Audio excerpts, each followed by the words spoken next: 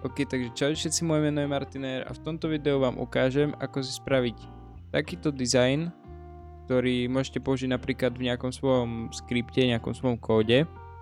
A je to teda v podstate dosť jednoduché a teraz vám teda ukážem, ako to spraviť.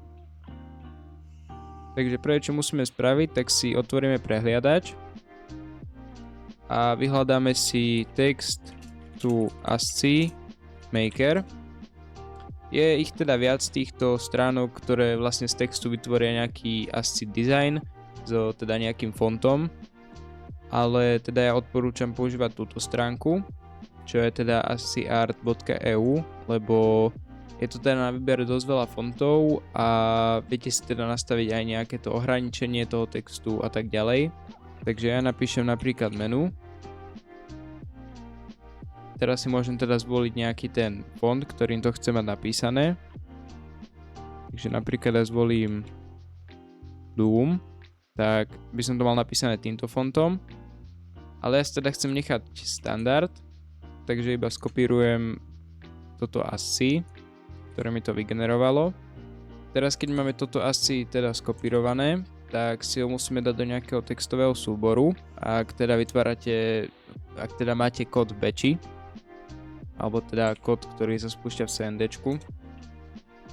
Takže si ho dáte do nejakého textového súboru, dáte ešte Enter, aby ste vlastne mali podriadok, aby vám to nezasahovalo do kódu, dáte uložiť a vlastne si to môžete premenovať. Ja napríklad premenujem na menu.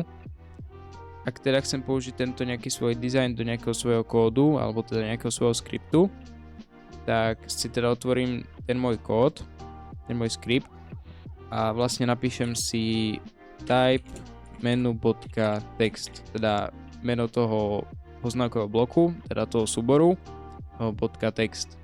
Vlastne aby mi to vypísalo to, čo je v tom poznámkovom bloku napísané. A už to teda iba uložím, zavriem, spustím a teda mám spravený dizajn. Keď si vlastne pridávate nejaký takýto dizajn do svojho batch skriptu, tak je vlastne najlepšie si ho pridať tým štýlom, že si napíšete type a vlastne ten svoj textový súbor. Lebo napríklad keby si napíšete echo a takto vlastne pokračujete, že by vám vlastne malo vypísať ten dizajn, tak vlastne takto nefunguje, lebo ten batch script vlastne tie znaky niektoré nepozná, alebo teda tie znaky bere ako súčasť kódu a vlastne ten kód je chybný, takže vám ten skript vlastne nemusí ani spustiť, takže najlepšie je teda spraviť to s tým type. A samozrejme vlastne musíte mať to menu a ten poznámkový blok, teda ten dizajn v jednom súbore, aby ho teda vedel nájsť.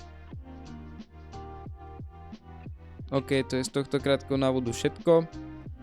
Link vám dám do popisku videa. A ak chcete takéto krátke tutoriály, takéto krátke videá páčia, tak môžete dať odber a like, veľmi ma to podporí a zatiaľ čaute.